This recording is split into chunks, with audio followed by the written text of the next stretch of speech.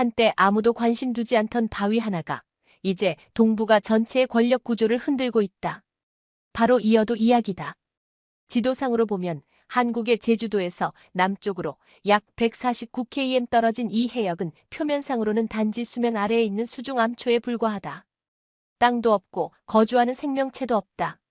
그러나 이 이어도라는 존재는 대한민국의 경제, 안보, 외교, 미래, 자원 전략이 얽힌 첨예한 지정학적 결절점으로 떠올랐다.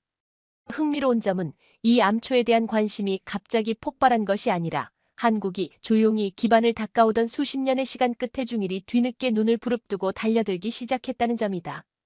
1970년대까지만 해도 이어도는 국제사회의 논의에서 거의 존재하지 않는 지점이었다. 하지만 1990년대 후반 대한민국은 국가의 미래 해양 전략에 있어 이 지점이 결정적인 역할을 할 것이라 판단하고 탐사와 분석 그리고 기반 구축에 들어간다. 그 결과 2003년 이어도 종합해양과학기지가 공식 완공되며 세계 최초의 수중과학기지로 등극한다. 이는 명백히 선언적인 조치였다. 한국이 단순한 암초를 과학적, 실질적, 그리고 전략적으로 점유하고 있다는 것을 국제사회에 통보한 셈이었다. 중요한 것은 그 타이밍이다. 일본과 중국이 아직 이어도에 대한 전략적 이해도가 부족했던 시점에 한국은 먼저 선수를 친 것이다. 그런데 바로 이 지점에서 중일의 계산이 복잡해지기 시작한다. 일본은 표면상 이어도에 대해 직접적인 영유권 주장을 하지 않는다. 하지만 그들은 이어도를 포함한 남서 해역 전반을 잠재적 일본 이의지의 일부로 보며 각종 지도에서 슬그머니 색칠을 한다. 일본 외무성 공식 홈페이지에서도 이어도 해역은 모호한 경계선으로 처리되어 있으며 한국이 이 지역의 군사적 혹은 반군사적 행동을 강화할 경우 일본 우익 세력은 이를 동중국해의 독도화로 규정하고 정치적 반발을 일으킨다.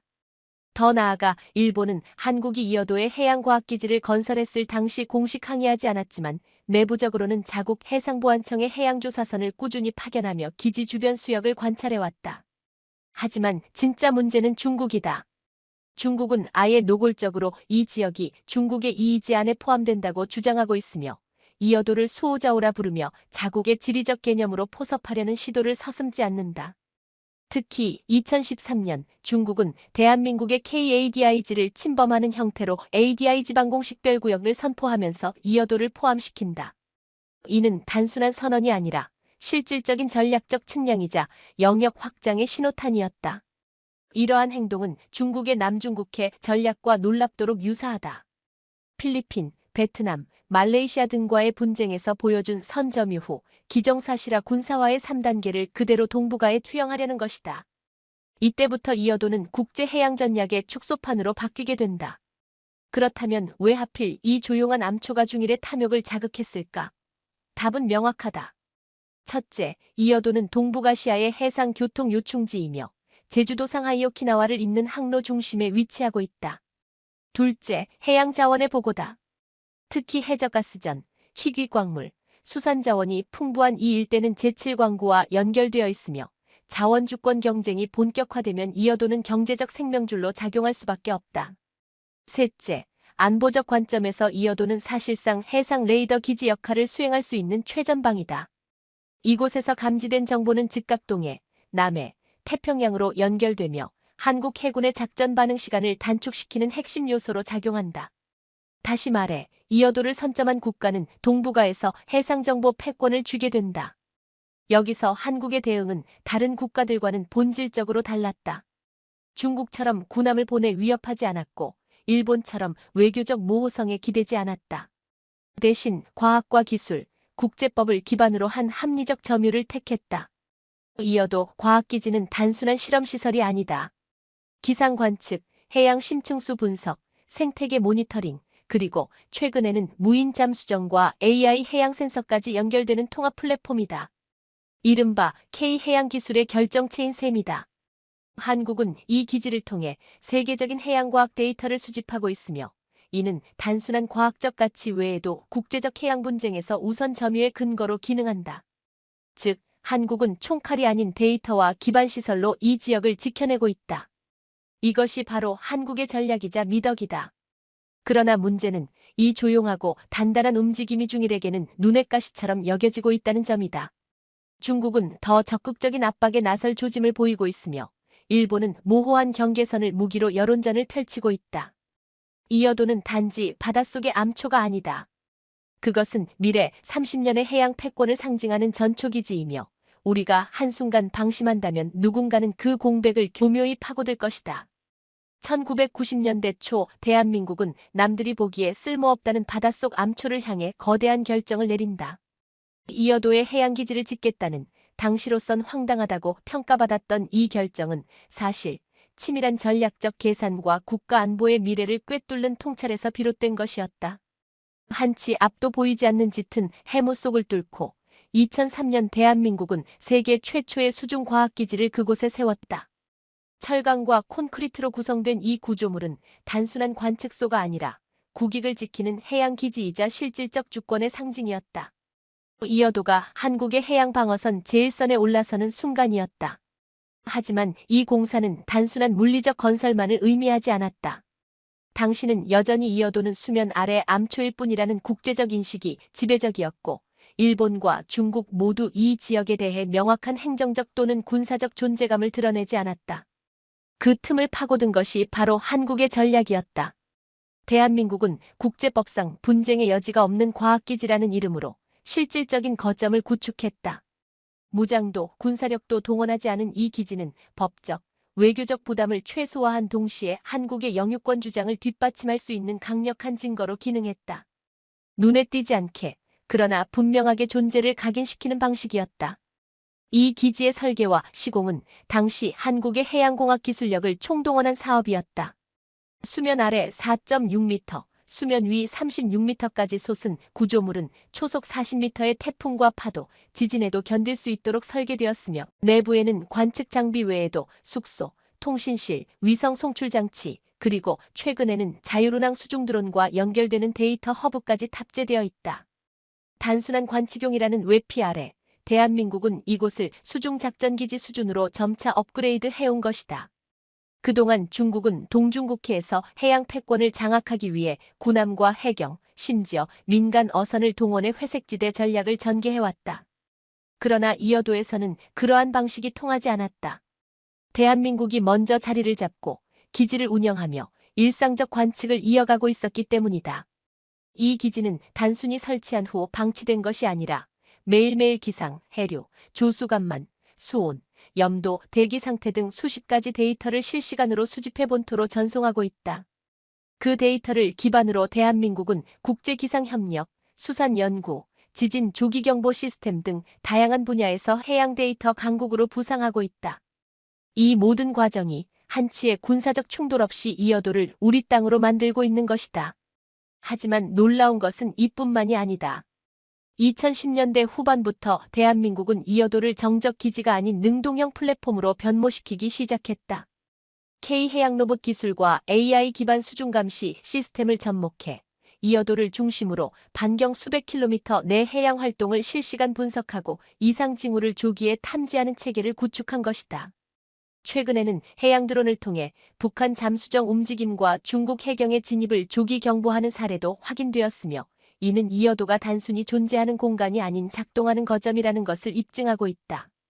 이처럼 이여도는 지금 이 순간에도 살아 숨쉬는 국가자산이며 대한민국의 해양 안보의 최전선이다. 일본은 여전히 이여도 해역에 대한 법적 모호성을 언급하지만 정작 그들은 단 한 번도 실질적 시설을 세우지 못했다. 중국은 이 지역을 자국 이의지라 주장하지만 물리적으로 진입하거나 점유하지 못했다. 왜일까? 답은 간단하다. 먼저 들어가 자리를 잡고 존재를 드러내고 시스템을 구축한 나라가 바로 대한민국이기 때문이다. 과거의 한국은 바다를 등지고 살던 반도국가였지만 지금의 한국은 바다를 향해 날을 세운 해양국가다. 이여도는 그 변화의 상징이며 국가 전략이 제대로 작동했을 때 어떤 결과를 낳는지를 보여주는 산증거다. 지금 우리가 누리고 있는 이여도의 지위는 우연이 아닌 수십 년 전부터 준비한 결단과 기술, 그리고 조용한 뚝심의 결과다. 이제 남은 것은 단 하나, 이 기적을 영원히 유지하고 확장시키기 위한 국민적 의지와 실질적 전략뿐이다.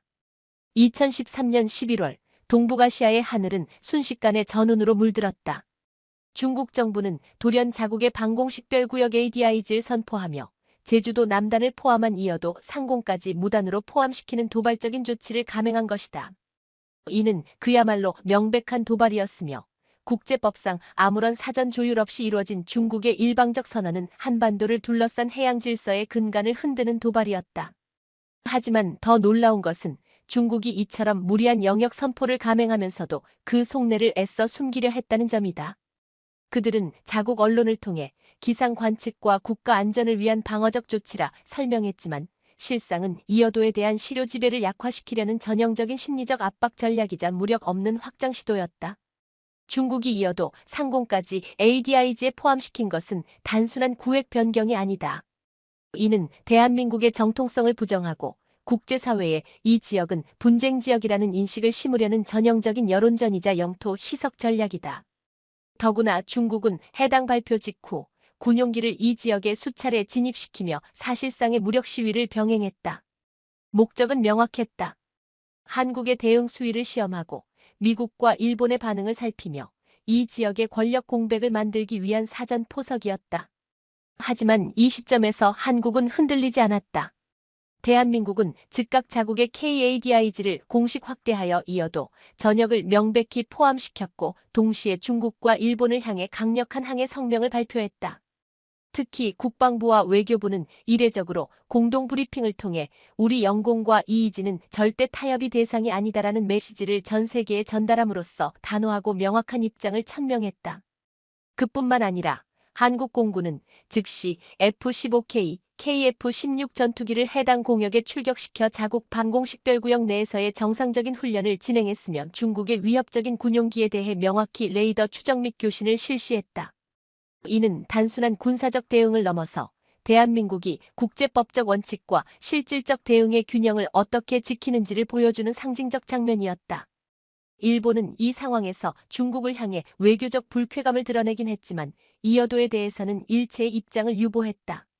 이는 일본이 실질적으로 이 지역에서의 실효성을 상실했다는 것을 인정한 것이며 반대로 대한민국은 실효 지배는 물론이고 군사적 대응 능력까지 입증함으로써 국제적 신뢰를 더욱 공고히 다지는 계기가 되었다. 이러한 일련의 대응 속에서 한국이 보여준 진짜 힘은 무력보다도 예측 가능성과 원칙 기반 대응이었다. 중국은 혼란을 기대했지만 한국은 질서를 유지했고 중국은 도발을 계획했지만 한국은 정당성을 쌓아 올렸다. 특히 미국은 이 사태 이후 공식적으로 이어도 문제에 대해 한국 편에 서는 발언을 처음으로 내놓았으며 미 국방부는 이어도는 한국의 관할 하에 있으며 ADIZ는 국제적 합의가 필요한 사안이라고 명확히 선을 그었다. 이는 그동안 중국과의 균형 외교를 견지하던 미국이 처음으로 명시적으로 한국의 입장을 지지한 사례로 이어도를 둘러싼 전략 지형도가 명확히 한국에 유리하게 전환되고 있다는 강력한 증거였다. 중국의 ADIZ 도발은 실패였다. 그들은 자신들이 영향력을 키운다고 생각했지만 오히려 한국의 정당성만 더 강화시켰을 뿐이다. 반면 대한민국은 이 위기를 기회로 바꾸며 이어도 일대를 포함한 남서의 전역에 대한 방공, 해양, 외교, 정보 인프라를 재정비했다. 또한 민간과 군이 협력하는 국가해양안보위원회 설립 논의가 본격화되었고 해양과학, 기상, 해상교통, 통신 등의 모든 데이터를 통합관리하는 체계를 구체화하는 계기가 되었다. 무엇보다 중요한 것은 이러한 모든 변화가 외부의 압박에 굴하지 않고 스스로의 주권적 결단과 기술력, 체계적 전략으로 이루어졌다는 점이다. 오늘날 이어도는 더 이상 과학기지가 아니다. 그것은 대한민국이 외세의 도발에 어떻게 대처해야 하는지를 보여주는 전략적 교본이 되었으며 한 번의 대응이 아닌 수십 년 동안 다져온 국가적 내공이 결집된 상징이다. 우리가 이 교훈을 기억하지 않는다면 다음 위기는 더 치밀하고 더 노골적일 것이다. 그러나 대한민국은 더 이상 과거의 나라가 아니다. 우리는 지키는 법을 알고 있고 밀리지 않는 법도 알고 있으며 무엇보다 우리만의 방식으로 바다를 지배할 수 있는 국가가 되었다. 이어도는 그 증거이며 우리는 그것을 잃지 않을 것이다. 지금 이 순간에도 이어도는 단순한 관측 기지의 기능을 넘어 실질적인 작전 거점으로 빠르게 변모하고 있다. 표면적으로는 여전히 과학기지라는 명칭을 유지하고 있지만 그 내부에서는 통신, 감시, 분석, 조기경보 기능이 상시 작동 중이며 이는 명백히 해양작전의 핵심 거점으로 기능하고 있다. 과거에는 태풍이나 해류를 분석하는 데이터 수집소에 불과했던 곳이 이제는 주변 해역의 이상 징후를 수시간 단위가 아닌 수분 단위로 식별해내는 해양 감시 허브로 진화하고 있으며 이는 단지 해양 환경을 관측하는 것을 넘어 동북아 안보 질서의 흐름을 실시간으로 포착하는 핵심 센터가 되었다. 특히 최근에는 해양 드론, 무인 잠수정, 자율항행 수중 로봇 AUV 등 4차 산업 기반 기술이 결합되며 이어도는 그야말로 움직이는 눈과 반응하는 뇌로 재정이 되고 있다.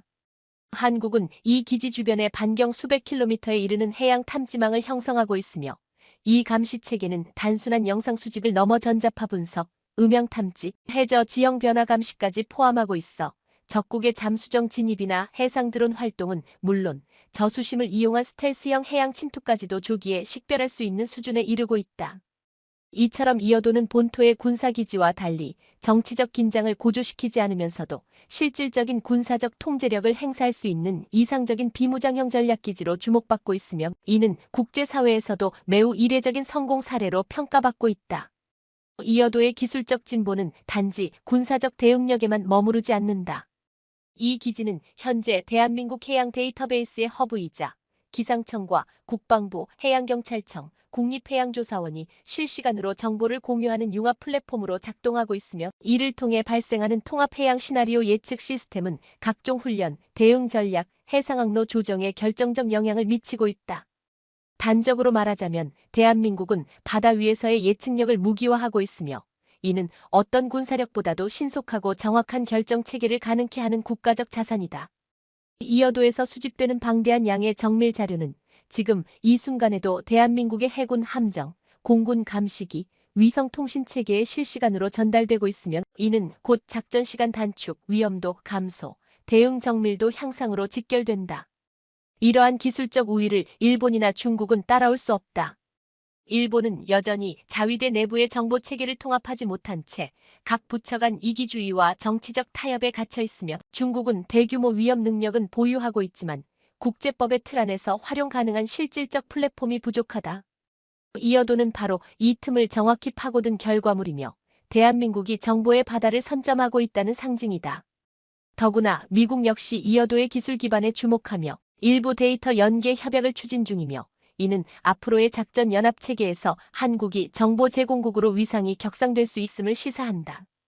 과거에는 단순히 미국의 정보에 의존하던 한국이 이제는 미군조차 한국의 데이터를 활용하는 시대로 바뀌고 있는 것이다. 이어도의 감시망이 가진 가장 강력한 특징은 조용하지만 전면적이라는 점이다. 어떤 군함도 어떤 레이더 기지도 이처럼 분쟁 유발 없이 전방위 탐지를 수행하지 못한다. 이는 바로 대한민국이 선택한 저자극형 강경 전략의 정수이며 외교와 군사, 과학과 정보가 융합된 하이브리드 전략의 결정체다. 우리는 총 한 발 쏘지 않고 이 지역을 통제하고 있으며 이처럼 기지의 명분과 기능을 이중적으로 구성한 것은 단순한 시설 설치를 넘어선 국가 전략적 판단의 결과이다. 다시 말해 이어도는 대한민국의 기술력과 전략사고, 외교 감각이 한 몸처럼 녹아든 실체이며 어느 하나라도 결핍되었다면 지금과 같은 성과는 결코 존재하지 않았을 것이다. 오늘날의 이어도는 물속에 반쯤 잠긴 철골 구조물이 아니라 대한민국의 미래를 지키는 하나의 정신적 요새다.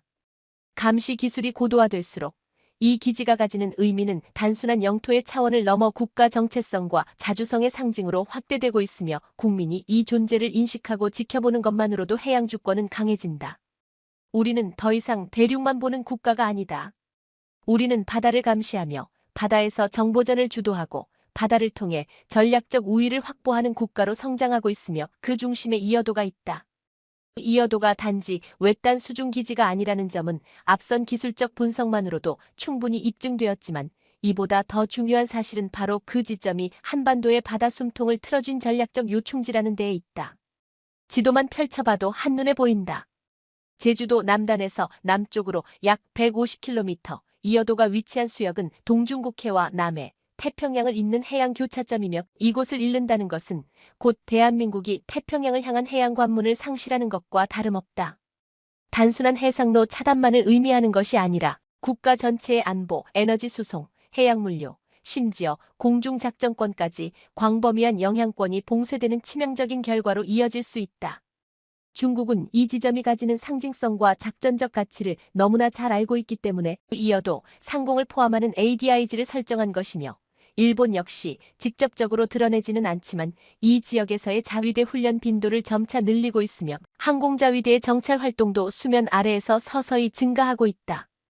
이 모든 움직임은 결국 하나로 수렴된다. 대한민국의 해양 진출을 억제하고 이어도를 고립시켜 무력화시키겠다는 전략이다. 만약 이 지역에서 한국의 영향력이 줄어들고 감시 체계가 흐트러지는 순간 이어도는 외교적으로 분쟁 수역으로 규정되며, 실제로는 중국 혹은 일본의 수중 기지화 시나리오가 급속히 현실화될 수밖에 없다. 이어도는 단지 암초 위에 세운 과학기지가 아니라 대한민국의 해양 주권을 실질적으로 관통하는 영토 없는 영토인 셈이다. 더욱 주목해야 할 점은 이 지점이 가지고 있는 군사적 가치다. 이어도에서 반경 500km 이내에는 상하이, 푸저오, 난징, 오키나와, 규슈가 모두 포함된다. 이 범위는 곧 동북아 전체의 전략적 심장부를 감시할 수 있는 레이더 범위이자 전시의 항공작전과 해상교란작전의 전개가 가능한 핵심 반경이다. 실제로 이어도에 설치된 고성능 감시 장비는 적어도 무인기부터 중형 수상 전투함, 심지어 스텔스형 잠수함의 열신호까지 탐지 가능할 정도의 정밀성을 갖추고 있으며, 이 데이터를 기반으로 한 분석 결과는 우리 군의 작전 기획에서 사전 예측 능력을 극대화하는 핵심 자료로 활용되고 있다. 이는 명백히 방어적 수단을 넘은 전략 억제력의 하나이며, 바로 이 점이 미국이 한국의 이어도 관리를 높이 평가하는 이유다. 한반도는 지정학적으로 사방이 닫혀있는 반도지만 이어도를 확보함으로써 우리는 비로소 태평양을 향한 전략적 창문 하나를 확보한 셈이며, 이 창문은 위기 상황에서 해군 전단의 기동 경로가 되고 항공작전의 해상 연료 보급 거점이 되며 동시에 심해 작전의 기점이 된다. 예를 들어 만약 유사시 북한 혹은 주변국으로부터 해상 봉쇄가 발생한다면 이어도는 독립적 작전 거점으로 활용될 수 있으며, 미군과의 연합작전에서도 전방 센서 역할을 수행하며 후방 통제권과 연결되는 다리 역할을 할 수 있다. 이처럼 이어도는 전시의 단순한 감시 기지를 넘어 작전 연결의 허브이자 전략적 방파제 역할을 수행할 수 있는 귀중한 공간이며, 우리는 이러한 공간을 확보하기 위해 과거 수십 년간 기술, 자본, 외교, 정치력을 총동원해온 것이다. 일본은 규슈와 오키나와를 전략 요충지라 자처하지만 그 지점들은 국제 분쟁의 핵심 축이자 미국 의존도가 지나치게 높은 공간으로 자국 단독 작전 수행 능력은 극도로 제한적이다. 반면 한국은 이어도를 기반으로 독립적 감시망과 통신 체계를 구축했고 실제 작전 수행 능력을 갖춘 드문 국가이며, 이는 중간 강대국이 실질적 자주국가로 도약하기 위한 필수 조건을 충족시킨 사례다. 중국이 남중국해에서 인공섬을 통해 자신들의 작전 반경을 넓히고자 하는 이유 역시 이어도가 가진 전략적 입지를 모방하려는 시도에 불과하며, 한국은 이미 그 구조를 수십 년 앞서 구축했고 군사화라는 부담 없이 실효성을 확보한 세계 유일의 사례로 기록되고 있다. 우리가 이어도를 통해 확보한 이 공간은 단순한 영토 이상의 가치를 가진다. 그것은 작전의 자유, 대응의 유연성, 그리고 무엇보다 국가 의지의 표현이다.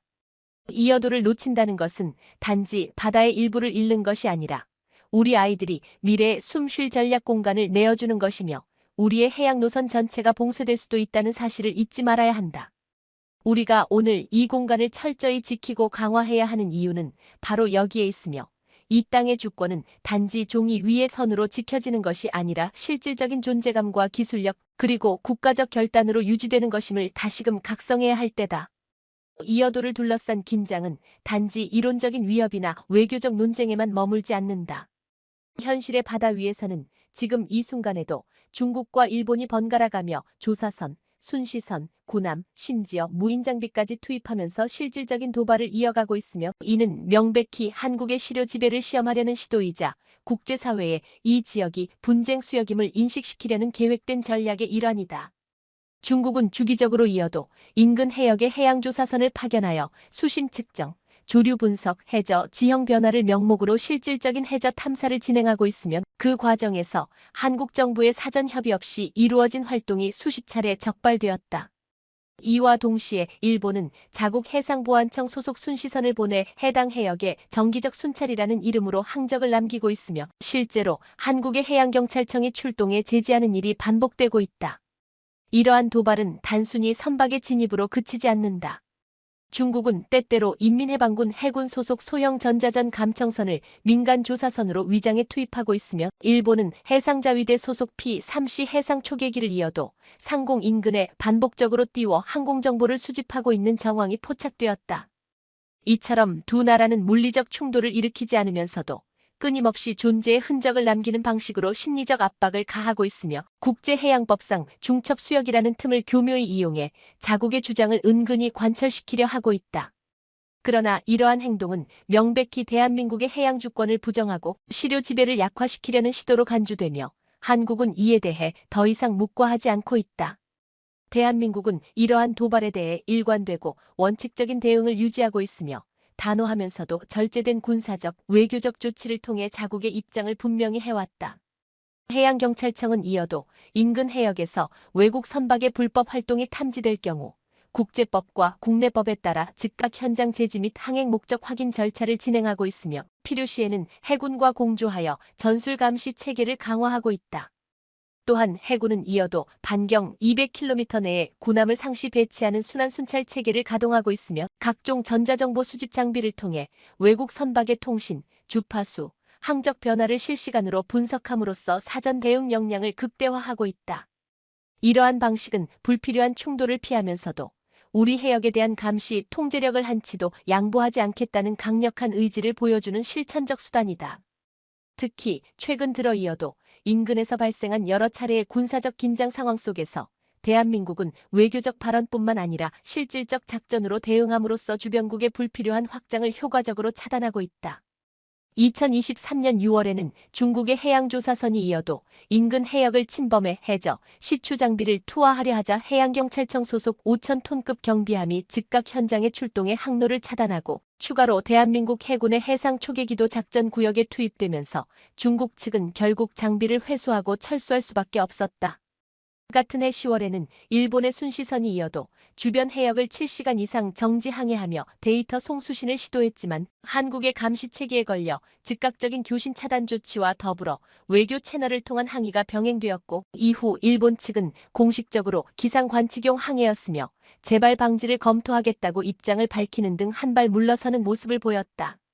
이처럼 대한민국은 이어도에서 발생하는 모든 위험 요소에 대해 전략적 절제와 기술적 우위를 바탕으로 대응하고 있으며 이는 국제사회로부터도 높은 평가를 받고 있다.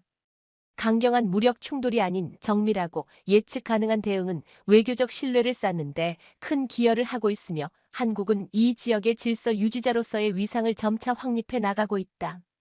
일본은 자국 내 여론을 자극하기 위해 한국 해경이 일본 순시선을 막았다는 식의 편향된 언론 플레이를 시도하지만 정작 자국 외무성은 공식적으로 해당 수역을 영토 분쟁 지역이라 명명하지 못하고 있으며 이는 실효적 우위가 한국에 있다는 점을 스스로 인정한 셈이다. 중국 역시 ADIZ 도발 이후 이어도 인근에서의 활동 빈도를 줄이고 있으며 이는 반복되는 견제 속에서도 한국의 감시망과 작전 대응이 얼마나 강고한지를 보여주는 방증이다. 대한민국이 이어도에서 보여주는 대응 방식은 분명하다. 우리는 절대 먼저 자극하지 않지만 결코 뒤로 물러서지도 않는다. 우리는 무력을 과시하지 않지만 힘을 숨기지도 않는다. 이 지역은 단지 과학기지가 아니라 국가주권의 상징이자 해양 질서의 척도이며 그 질서를 무너뜨리려는 모든 시도에 대해서는 기술과 정보, 그리고 확고한 결단력으로 응답하는 것이 바로 대한민국의 방식이다. 앞으로도 우리는 어떤 국적의 선박이든 어떤 목적이든 이어도 인근에서의 불법적 행위에 대해서는 예외 없는 대응을 지속할 것이며 그 모든 과정은 실효 지배의 강화로 직결될 것이다. 우리는 더 이상 이 지역의 관찰자가 아닌 통제자이며 그 지위를 지키기 위한 싸움은 이미 시작된 지 오래다. 이어도를 지금 이대로 방치하거나 외교적 계산에 휘둘려 실효 지배를 약화시킬 경우 우리가 어떤 대가를 치르게 될지 상상하는 일은 단순한 가정이 아니라 가장 현실적인 국가 생존 시나리오를 준비하는 일이다. 이어도가 주변국의 정치적 로비나 국제 여론전 혹은 내부의 무관심 속에서 점차 분쟁 수역으로 전락하고 그에 따라 실효 통제가 희미해진다면 우리는 단지 과학기지 하나를 잃는 것이 아니라 대한민국 전체의 해양 전략에서 5개의 축이 동시에 붕괴되는 역사적 참사를 마주하게 될 것이다. 첫째, 우리는 해양 감시의 눈을 잃는다. 현재 이어도는 남해에서 태평양까지 뻗어있는 전략 감시망의 중심축이며 이 기지를 기반으로 대한민국은 중국과 일본 해군의 움직임을 실시간으로 포착할 수 있다. 이어도가 상실되면 해양작전의 조기 경보 체계는 결정적으로 구멍이 생기며 이는 곧 해상에서의 기습 대응 시간 단축과 지휘 통제력 저하로 이어지게 된다. 둘째, 우리는 동중국해의 전략적 고지를 빼앗기게 된다. 이어도는 단순한 감시 거점이 아니라 대한민국이 남중국해로 진출하는 외교적 군사적 레버리지이며 이곳을 바탕으로 우리는 한미연합훈련, 대잠작전, 해상 우방국과의 협력 기반을 확장해왔다. 만약 이어도가 분쟁 수역으로 인식되거나 다른 국가의 실질적 통제로 넘어간다면 대한민국은 향후 동남아 및 인도태평양 전략 전체에서 소외될 위험에 처하게 된다. 미국 역시 이어도를 통제할 수 없는 한국을 더는 해양정보 파트너로 간주하지 않을 것이며 이는 곧 한국의 전략 자율성과 외교적 위상을 급속히 갉아먹는 결과를 초래할 수 있다. 셋째, 대한민국의 해양 수송로는 무방비 상태로 노출된다. 현재 이어도는 대한민국 전체 수출입 해상 물류의 약 30%가 통과하는 주요 항로 인근에 위치하고 있으며 이 지점에서의 감시 체계는 해상 교통 안정성과 위기 대응에 결정적 역할을 한다.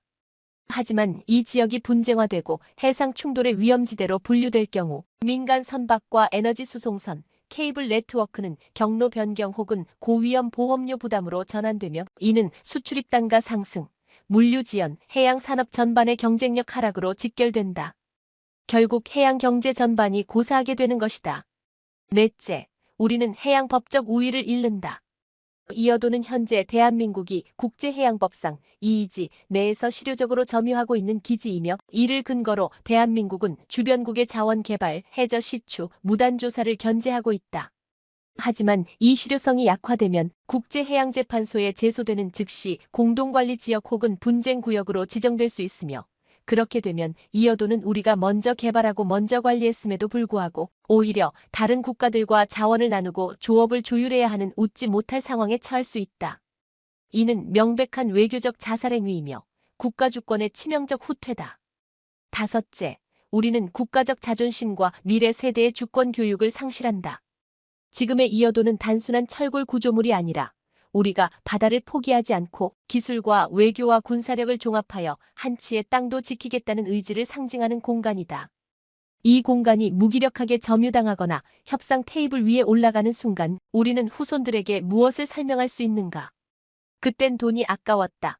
국제 정세가 복잡했다. 충돌이 두려웠다는 변명으로는 우리의 자녀들이 미래의 해양 영토를 포기하지 않을 이유를 제공할 수 없다. 국가는 항상 싸울 준비를 하는 것이 아니라 싸울 필요가 없도록 지키는 것이다. 우리는 이어도를 잃지 말아야 하고 잃을 수 없으며 잃는다는 가정 자체가 국가 전략에서 존재하지 않아야 할 금기어임을 직시해야 한다. 이처럼 이어도를 잃는다는 것은 단지 한 지점을 넘겨주는 일이 아니라 대한민국이 수십 년간 축적해온 해양 전략의 뼈대를 뽑아내는 일이며 이 상황은 단 하루, 단 한 번의 방심으로도 가능하다는 사실을 우리는 기억해야 한다. 지금도 바다 위에선 매일같이 중국의 조사선이 드나들고 일본의 순시선이 항로를 그리며 누군가는 기다리고 있다. 대한민국이 이어도에서 물러나는 그날을, 그리고 침묵하는 그 순간을. 하지만 우리는 아직 지키고 있다. 지키는 자만이 주장할 수 있고 주장하는 자만이 역사에 남는다.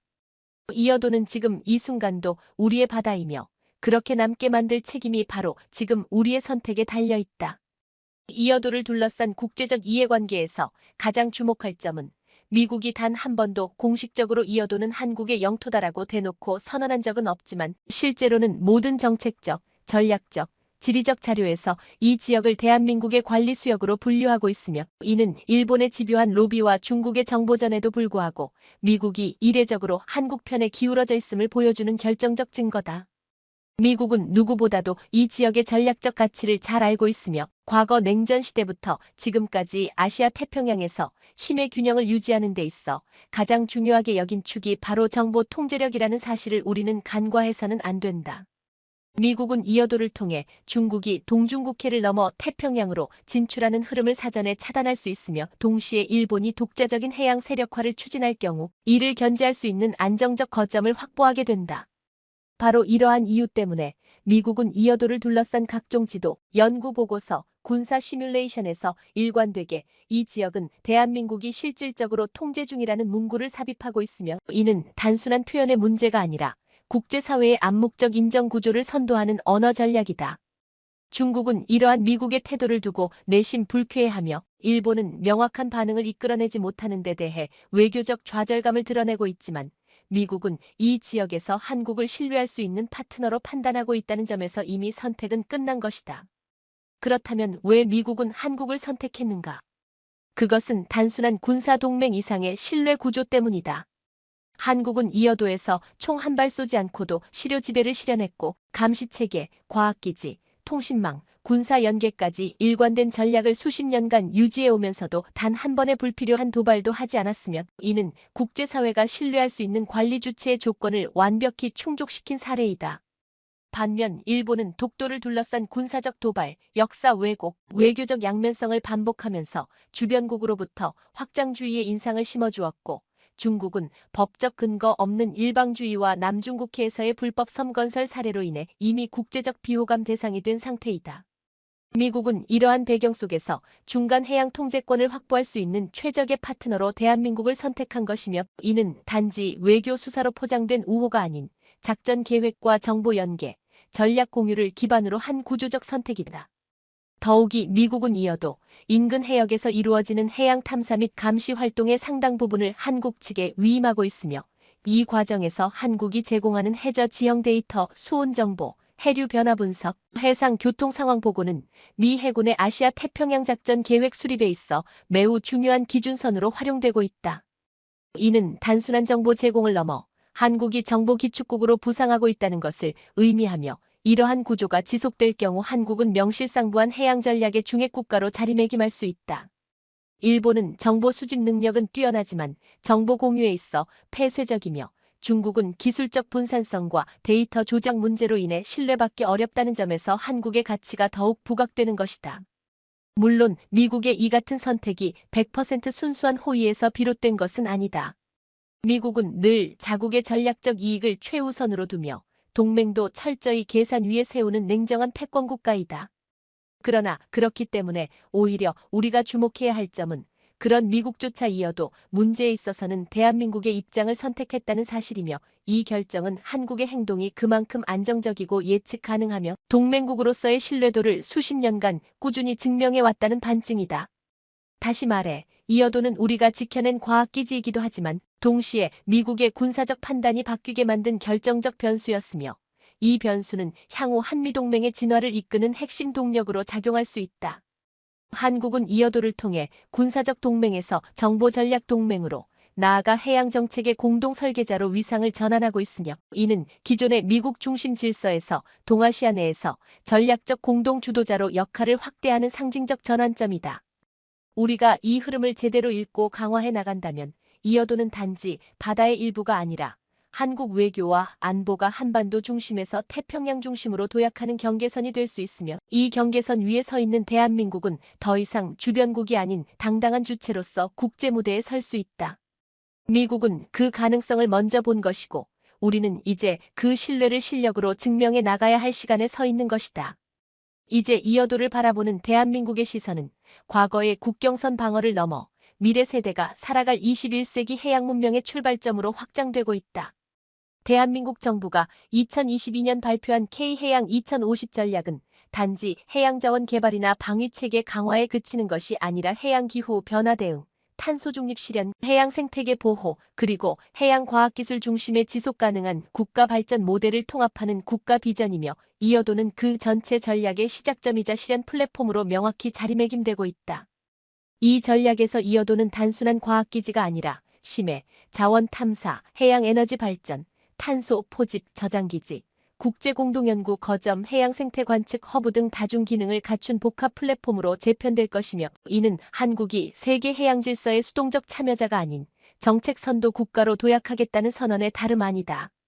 이여도가 특히 중요한 이유는 바로 그 지리적, 기술적, 환경적 특성이 전 세계가 직면하고 있는 기후 위기에 대응할 수 있는 최적의 테스트베드이기 때문이다.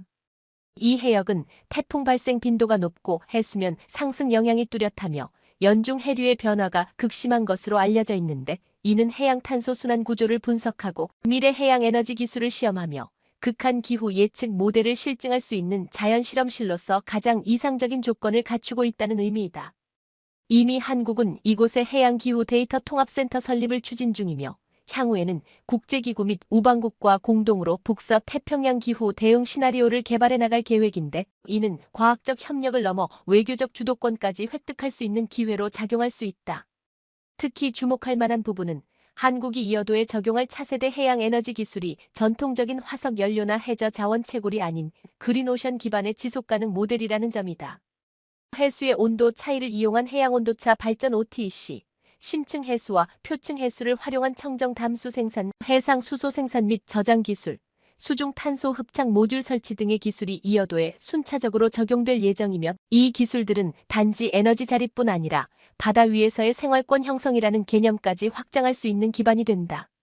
이는 곧 해양 위성기지, 장기 체류형 연구소, 심지어 UN 주도의 국제해양협력기구 유치까지도 가능하게 할 미래 청사진으로 이어지며, 이여도는 그 중심에 설 준비를 이미 마쳤다. 기술적 가능성 외에도 이여도는 한국이 아시아 태평양 해양 질서 재편에서 실질적 구심점을 쥐기 위한 가장 강력한 상징이기도 하다. 인도네시아, 베트남, 필리핀 등은 남중국해에서의 중국 팽창에 대응하기 위해 한국의 이여도 전략을 벤치마킹하고 있으면, 일본 내 진보학계에서도 한국이 이여도를 활용해 무장 없는 시료 지배라는 새로운 개념을 창출했다는 평가가 나오고 있다. 이처럼 이여도는 국제해양 외교에서 도발 없는 존재감, 군사 없는 억제력이라는 전례 없는 성공 사례로 회자되고 있으며, 대한민국은 이 자산을 외교적 기술력으로 발전시켜 해양 거버넌스의 룰메이커로 올라설 수 있는 기회를 손에 쥐고 있다. 무엇보다 K해양 2050 전략의 본질은 대한민국이 단순히 강대국 사이의 바다를 지키는 수비적 위치에서 벗어나 해양을 설계하는 국가로서의 역할을 자임하겠다는 데 있으며, 이여도는 그러한 철학이 실체화된 첫 번째 공간이다. 우리는 그곳에서 단지 감시하고 경계하는 것이 아니라 바다를 연구하고 기술을 실험하고 인류의 미래를 그려나가는 공간을 만들어가고 있으며, 이는 단순한 안보의 문제가 아니라 문명의 방향성을 설계하는 작업이다. 이여도는 바다를 빼앗기지 않기 위한 지점이 아니라 바다를 중심으로 세계를 재편하겠다는 대한민국의 약속이며, 이 약속을 실현하기 위해 우리는 지금 그 어떤 때보다 멀리, 깊이, 그리고 당당하게 나아가야 한다. 우리는 지금 단 한순간의 방심이 수십 년의 축적을 무너뜨릴 수 있는 지점에 서 있으며, 이여도는 단순한 바다 위 철골 구조물이 아니라 국가의 정체성과 미래의 존속 가능성, 그리고 우리가 누구이며 어디를 향해 가는지를 상징하는 살아있는 국토이자 물리적 영토 이상의 영적 기반이 된다는 사실을 직시해야 한다. 대한민국은 수많은 위기 속에서 육지의 전쟁은 이겨냈지만 바다의 주권은 언제나 후순위로 밀려났으며, 우리는 이제 더 이상 그런 후회와 굴욕의 역사를 반복해서는 안 되며, 이여도를 지키는 일은 단지 정부와 군만의 임무가 아니라 이 땅의 주권을 공유하는 모든 국민이 함께 감당해야 할 역사적 책무이다. 이여도는 지금 이 순간에도 바람을 맞고 있고 파도 속에서 버티고 있으며, 외교적 압박과 군사적 위협, 그리고 국제적 냉소 속에서도 묵묵히 대한민국의 바다를 지키고 있고, 우리가 그것을 지켜보지 않는다면 우리의 침묵은 곧 허락이 되고 우리의 무관심은 곧 양보가 되며, 이여도는 그렇게 조용히 지도에서 사라질 수 있으며, 그것은 어느 날 뉴스 한 줄로 끝나지 않고 다음 세대의 교과서에 잃어버린 바다로 기록되며, 우리는 그때가 와서야 비로소 후회하게 될 것이다. 우리가 지금 해야 할 일은 거창하지도 무모하지도 않다. 우리는 총을 들고 싸우는 것이 아니라 이여도를 알고 기억하고 말하며, 우리의 세금이 그 기지를 유지하고 있다는 사실에 자부심을 느끼고 정부가 이여도에 더 많은 기술과 자원을 투자하도록 감시하고, 교육과 언론이 이여도를 소외된 외딴 섬이 아닌 자랑스러운 국가 중심축으로 다루도록 요구하며, 우리의 자녀들에게 저기 저 바다 아래에도 우리가 지킨 땅이 있다고 당당히 이야기할 수 있는 기반을 지금부터 만들어야 하며, 그것이야말로 이여도를 지키는 가장 강력한 민간 작전이고 국가 전략이다. 국가는 말로 지켜지지 않는다. 깃발 하나로도 지켜지지 않는다. 국가가 진정으로 강하다는 것은 총칼의 숫자가 아니라 외세가 지켜보는 그 순간에도 끝끝내 물러서지 않는 결기와 아무도 보지 않을 때조차 묵묵히 존재를 유지하는 지속성에서 나오는 것이며, 이여도는 지금 그 모든 요소를 품고 있는 대한민국의 거울이며, 우리가 그것을 통해 스스로를 다시 보고 우리가 잊고 있었던 해양 국가라는 정체성을 회복하는 계기가 되어야 하며, 그렇게 될 때 비로소 우리는 바다에서 지는 나라가 아니라 바다로 나아가는 나라가 될 수 있다. 우리는 이제 선택해야 한다. 이여도를 1.5도 해수면 상승의 통계 자료로만 바라볼 것인지, 아니면 미래 세대에게 이 바다를 우리가 지켰다고 증명할 자산으로 만들 것인지, 우리는 어쩌면 이미 준비되어 있다. 과학기지도 있고 군사력도 있고 기술도 있으며, 무엇보다 국민의 신뢰와 열망이 있다면 어느 나라도 감히 우리의 바다를 빼앗지 못한다. 하지만 그 신뢰가, 그 열망이 조용히 식어간다면 그 순간이야말로 국가의 경계가 무너지는 진짜 시작점이 될 것이다. 우리는 오늘 이 바다를 기억해야 한다. 이여도를 기억하지 않는 국민은 바다를 잃고, 바다를 잃은 나라는 곧 세계를 잃는다. 우리는 이 바다의 마지막 선을 지키는 민족이고, 우리가 그 임무를 잇는 순간 역사는 더 이상 우리를 기억하지 않을 것이며, 그러므로 지금 이 순간 이여도를 지키겠다는 다짐은 곧 대한민국을 지키겠다는 약속이고, 우리는 그 약속 앞에서 부끄럽지 않은 민족이어야 하며, 앞으로의 100년도 이 바다 위에서 당당히 버틸 수 있는 나라가 되기 위해 오늘 우리는 한 문장을 반드시 새겨야 한다. 유럽 지중해 지진센터에 따르면 이날 강진은 필리핀 민다나오 섬 북부 부투안 동쪽 117km 지점에서 발생했고, 진앙의 깊이는 39km로 분석됐습니다. 강한 지진 이후에도 여진이 계속되면서 주민들은 불안에 떨어야 했고, 필리핀에서는 한때 파괴적 쓰나미가 올 수 있다며 지진 해일 경보가 발령돼 비상이 걸리기도 했는데요. 문제는 이 강진이 일회성이 아니라는 점이었습니다. 불의 고리에서 규모 6.00을 넘는 연쇄 강진이 발생하면서 불의 고리에 인접한 국가들 전체에 초비상이 걸렸습니다. 지진 전문가들이 이번 필리핀 지진을 심각하게 보는 이유는 최근 며칠 사이에 중국, 방글라데시, 칠레, 도미니카 공화국, 중남미 지역 등 이른바 불의 고리에서 연쇄 지진이 발생하고 있기 때문입니다. 물론 전 세계 지진의 약 70% 이상이 집중돼 있는 불의 고리에서는 지진이 늘 일어나지만, 이번 지진은 그동안 비교적 지진 발생 빈도가 낮은 지역에서 연달아 발생했습니다. 이런 지역들은 응력이 누적되지만 배출되기까지 상당한 시간이 소요되고, 한번 배출될 때는 많은 에너지가 배출되기 때문에 큰 지진으로 연결되는 사례들이 있기 때문입니다. 따라서 지진 전문가들은 불의 고리에서의 크고 작은 지진들이 또 다른 커다란 본진으로 이어질 가능성을 배제할 수 없다고 보기 때문에 심각하게 바라보고 있는 것인데요. 만일 더 큰 본진이 이어지게 된다면 지진 해일의 크기도 커지게 되는 것은 당연합니다. 아시다시피 동일본 대지진 당시 가로로 400km, 횡으로는 약 300km 정도 되는 큰 단축면이 움직였고, 일본 해안가에 약 30m 정도 되는 쓰나미가 덮쳐서 막대한 피해로 연결된 적이 있습니다. 불의 고리에서의 연쇄적인 지진 발생은 결국 동일본 대지진 때 커다란 피해를 입힌 쓰나미 발생 여부에 쏠렸습니다.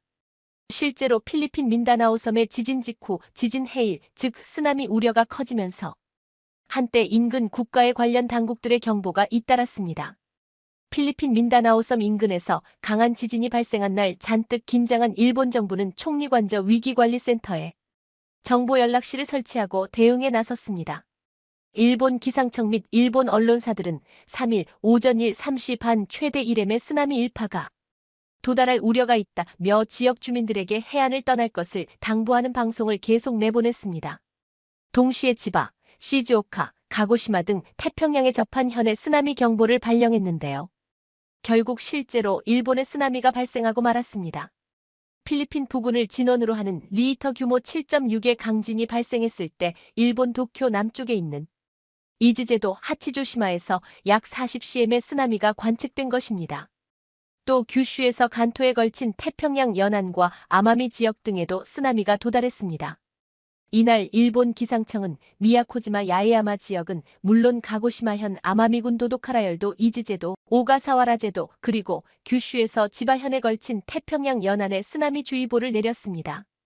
이날 관측되지 않은 쓰나미까지 생각한다면 그야말로 예측조차 불가능한 상황이었습니다. 필리핀 지진에 따른 쓰나미가 실제 일본에서 관측되자 일본 정부는 당혹감을 감추지 못했는데요. 무엇보다 이번 지진과 쓰나미는 반도체 부활이라는 일본의 꿈에 치명타를 안겼습니다. 안정적인 생산이 가장 중요한 반도체 분야에서 지진과 쓰나미는 치명적이기 때문입니다. 결국 일본 기업들은 한국과 정면 승부를 포기하고 반도체 사업을 대폭 축소하기 시작합니다. 특히 베일에 쌓여있던 일본 반도체 부활의 희망 라피더스가 당초 비전과는 달리 몸을 낮추는 모양새를 보였습니다. 라피더스는 지난해 8월 토요타 소니키옥시아 등 일본 대표 기업 8곳이 출자해 TSMC와 삼성전자 인텔 등을 이기겠다며 설립한 파운드리 업체인데요.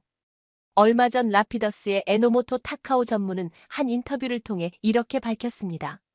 본격적인 칩 시제품 생산 및 파일럿 라인 가동은 2028년부터 가능할 예정이다.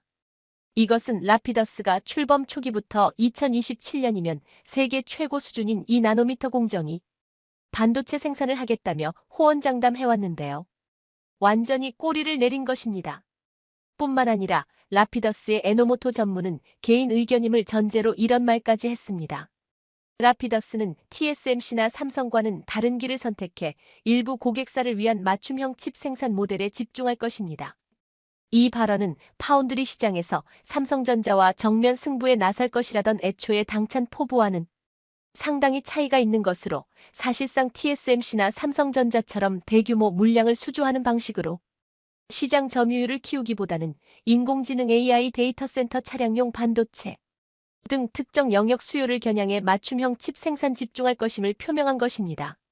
즉 삼성전자와의 정면 승부를 피하고 다품종 소량 생산 체제로 파운드리 틈새 시장에 안착하겠다는 전략으로 풀이되고 있는데요. 업계에서는 일본의 라피더스가 사실상 안정적인 반도체 대량 생산이 불가능하다고 판단한 것으로 해석합니다. 세계 시장에서 삼성전자나 TSMC와 맞짱을 떠보는 게 아니라 자기 나라 기업들에게 반도체를 공급하는 수준에서 시작을 하겠다는 것입니다. 라피더스 출범 초기만 해도 일본은 라피더스와 함께 세계적인 경쟁력을 갖춘 반도체 소재 부품 장비 기업을 앞세워 반도체 서륙전을 벼르고 있었습니다. 캐논은 최근 독자 개발한 나노 임프린트 리소그래피 NIL 기술을 적용해 네덜란드 ASMLOI 독점하는 극자외선 EUV 노광 장비를 대체하기 위한 첫 발을 내디뎠고 만일 상용화에 성공하면 반도체 산업의 패권을 흔드는 게임 체인저로 부상할 수 있다는 꿈에 부풀어 있었습니다. 여기에 라피더스마저 첨단칩 양산에 성공하면 메모리 반도체의 키옥시아 마이크론에 이어 파운드리에서 일본만의 반도체 생태계를 구축할 것이라고 희망 회로를 돌리고 있었습니다. 그만큼 라피더스는 일본 반도체 부활의 마지막 퍼즐 조각으로 꼽히는 중차대한 임무를 맡은 회사였습니다. 하지만 최첨단 시제품 생산도 1년 이상 늦춰졌고 타깃도 광범위한 수요를 커버하는 것이 아닌 맞춤형 고객의 제품을 만드는 데 일단 주력하겠다는 것은 선발주자인 삼성전자와 TSMC와의 격차를 단시일 내에 극복하는 게 어렵다는 것을 절감하고 태세를 전환한 것으로 풀이되고 있습니다. 반도체 시장에서 한국과 정면 승부를 포기한다는 것은 사실상 시장을 포기한 것과 다름없기 때문입니다. 반면 세계적인 반도체 기업들은 일본이 제공하는 엄청난 지원금을 포기하고 한국에 눌러앉는 분위기입니다. 글로벌 주요 반도체 장비 업체들의 한국 러시가 이어지는 가운데 세계 3대 반도체 장비사 랩리서치가 국내 투자를 더 늘리기로 결정해 업계에 이목이 쏠렸습니다. 랩리서치는 삼성전자, SK하이닉스 등 대형 고객사가 있는 한국을 거점으로 고객사와의 파트너십을 강화한다는 전략인데요. 1980년 설립된 랩리서치는 증착, 에칭, 웨이퍼 세척 등에 사용하는 반도체 장비를 만드는 회사로 미국 캘리포니아주 프리몬트에 본사를 두고 있습니다. 현재 미국 어플라이드 머티어리얼즈 AMAT, 일본 도쿄 일렉트론 TEL과 함께 3대 반도체 장비 회사로 꼽히는 회사인데요. 랩리서치는 현재 한국에서 약 1,500명의 직원이 근무 중이며 특히 아시아에서 대만, 말레이시아, 한국 오산용인 화성 등 단 3곳의 생산 공장을 가동하고 있는데 국내에서 생산된 장비 가운데 30-40%가 수출됩니다. 한국이 생산 거점으로 역할을 수행하는 동시에 랩리서치가 내세운 장비 국산화 목표도 성공적이라는 평가를 받고 있는데요. 이런 회사가 얼마 전 국내에서 첫 미디어 데이를 열고 경기도 용인과 동탄에서 캠퍼스 투어를 연 뒤 이렇게 말했습니다. 앞으로 반도체 시장 규모가 1조 달러까지 성장할 것으로 전망되며 한국은 디램 시장의 75%, 낸드의 55%를 차지하고 있는 핵심 시장이다. 랩리서치는 용인 캠퍼스 이전을 계기로 한국 반도체 업계 파트너들과 더욱 협력을 강화해 나갈 것이다. 그렇다면 글로벌 주요 반도체 장비 업체들은 어떠한 이유로 한국에 계속 투자를 늘리는 것일까요? 그 이유는 반도체 제품 개발이나 로드맵을 이야기할 때 반도체 주요 고객들이 가장 먼저 나오는 이야기가 한국 시장, 한국 고객은 이라고 할 만큼 현재 반도체 생산에 있어서 한국이 전략적으로 상당히 의미가 있는 시장이기 때문입니다. 무엇보다 랩리서치와 같은 세계적인 반도체 장비 기업이 국내 비즈니스 기반을 강화하며 한국 시장에 공을 들이는 이유는 삼성전자, SK하이닉스 등 글로벌 대형 고객사와 긴밀한 협업으로 차세대 반도체 솔루션 개발을 가속하려는 목적이 깔려 있습니다. 불의 고리에서 연쇄적인 지진이 일어나 불안한 지금, 과연 어떤 나라가 지진 다발 지역인 일본에 반도체 공장을 증설하고 투자를 할지 의문입니다. 반도체 파운드리 업체 TSMC는 대만의 호국 신산으로 불립니다. 나라를 지키는 신령스러운 산이라는 뜻인데요. TSMC의 반도체 영향력을 통해 대만이 미국으로부터 안보를 보장받을 수 있으며 일본 역시 TSMC의 적극적인 구애를 하는 처지가 되었을 정도로 나라를 지켜주는 소중한 존재라는 의미입니다. 그러다 보니 TSMC는 현재 대만 정부보다도 입김이 강해졌습니다. 하지만 대만의 호국 신산이 최근 심상치 않습니다. 최근 TSMC가 미국, 일본과의 관계에 금이 가고 있기 때문인데요. 얼마 전 TSMC의 창업자 모리스 창은 공개석상에서 바이든 미 대통령의 말이 거슬렸다는 발언을 해 파문이 일었습니다. 얼마 전 TSMC의 애리조나주 미국 공장의 장비 반입 행사에서 바이든 미 대통령은 표를 의식해서인지 미국 노조와 중산층의 부활을 강조하면서 이렇게 말했습니다. 3,000명이 넘는 노조원들이 이 팹을 짓는 데 도움을 줄 것입니다. 이들은 두 번째 팹을 짓는데도 물론 도움을 줄 것입니다. TSMC의 반도체 공장에 모두 노조가 들어설 것이며 노조 조합원은 최고의 근로자입니다. TSMC는 무노조 경영으로 유명합니다. 그런데 바이든 대통령이 TSMC에 노조가 생길 것이라는 발언을 하자 대만 언론들은 TSMC 경영진이 미국에 신설하는 반도체 생산 공장에서 노조 설립 가능성을 거론하는 데 대해 불편한 기색을 감추지 않고 있다고 보도했습니다. 특히 장중머우 TSMC 창업주는 이 문제에 대해 불편한 기색을 감추지 않았습니다. 최근 대만에서 열린 산업포럼에 참석해 노조 문제를 언급하며 조 바이든 대통령에게 노조가 돌아왔다라는 말을 듣는 것은 다소 귀에 거슬렸다. TSMC는 약 52조 원에 이르는 금액을 들여 애리조나의 두 곳의 반도체 공장을 신설하고 있는데요. 미국은 TSMC에 막대한 보조금 및 세제 혜택을 제공하는 조건으로 공장 근로자들의 노조 가입 장려를 압박하고 있습니다. 하지만 TSMC는 장기간 무노조 경영 원칙을 고수하고 있습니다. 타이완 뉴스에 따르면 TSMC의 장중머우는 과거 구글과 페이스북, 마이크로소프트 등 대형 IT 기업이 성공할 수 있던 배경으로 노조가 설립되지 않은 회사라는 점을 꼽기도 했을 정도로 무노조 지지자입니다. 더구나 기업이 성공하기 위해서는 모든 임직원이 한마음으로 힘을 합쳐야 한다. 노조 설립은 이를 방해하는 행위라는 확고한 태도를 보여온 인물입니다. 장중머우는 현재 TSMC 경영에서 공식적으로 물러났지만 여전히 큰 영향력을 행사하고 있습니다. TSMC 현 경영진 역시 노조를 바라보는 태도가 장중머우와 크게 다르지 않습니다. 더구나 미 행정부가 노조 설립에 대한 압박을 하면 TSMC 내부에서도 노조 설립을 추진해야 한다는 목소리가 높아질 수 있습니다. TSMC 경영진 입장에서는 난처하지 않을 수 없는데요. 심지어 미국뿐 아니라 TSMC가 독일 드레스덴의 건설을 추진하는 새 파운드리 공장 역시 노조 설립과 관련된 변수를 안고 있습니다. 이미 군대식으로 불리는 TSMC의 조직 문화는 미국 기술자들과 많은 갈등을 만들어내고 있습니다. 미 경제 매체 포춘은 최근 TSMC가 미국계 직장평가 웹사이트 글래스도어 GLASSDOR에서 무더기 별점 폭탄을 맞았다고 보도했습니다. 이 사이트에서 현재 TSMC 미국 지사의 직원 추천도는 27%에 불과합니다. 미국의 또 다른 반도체 기업 인텔이 받은 85%와 대조적입니다. TSMC 전 현직 직원들은 이렇게 토로했습니다. 한 달 동안 사무실에서 잠을 잤다. 하루 12시간씩 일하는 것은 기본이고 주말 교대 근무가 일상인데 일과 삶의 균형이 지켜질 수 있을까 의문이 든다. TSMC는 복종 문화이며 미국을 위한 준비가 되어 있지 않다. 말 잘 듣는 사람만 원하는 TSMC 기업 문화가 문제다. 좋지 않은 분위기가 감지되었지만 TSMC 리우더인 회장은 오히려 격앙된 반응을 보였습니다. 당직을 서고 싶지 않으면 이 산업, 즉 반도체에 오지 않으면 됩니다. 결코 높은 연봉에만 의지해 이 산업을 선택하는 게 아니라 진정 반도체에 대한 흥미가 있는지에 따라 진입 여부를 결정해야 합니다. 바이든 대통령의 말에 대놓고 거슬렸다. 듣고 있기가 고통스러웠다며 대놓고 반대 의사를 표하는 TSMC 경영진을 세계 패권국 미국에서 이를 좋게 볼 리 없습니다. 그래서인지 최근 미국 정가에서는 본보기로 TSMC 공장을 폭파시켜야 한다는 충격 발언까지 등장했습니다. 이는 단순히 안보 문제가 아니라 TSMC에 보내는 경고의 메시지로 읽히고 있는데요. 미 육군대학 개간지 패러미터스 퍼레머터지에 실린 이 주장은 중국이 대만을 계속해서 위협한다면 미군이 대만 TSMC 공장을 폭파시켜야 한다는 도발적인 내용이었습니다. 제러드 맥킬리 미 공군대학 교수 등이 이와 같은 주장을 하자 대만에선 당장 말도 안 되는 이야기라는 비난이 쏟아졌습니다. 하지만 미국 측의 반응은 긍정적이었습니다.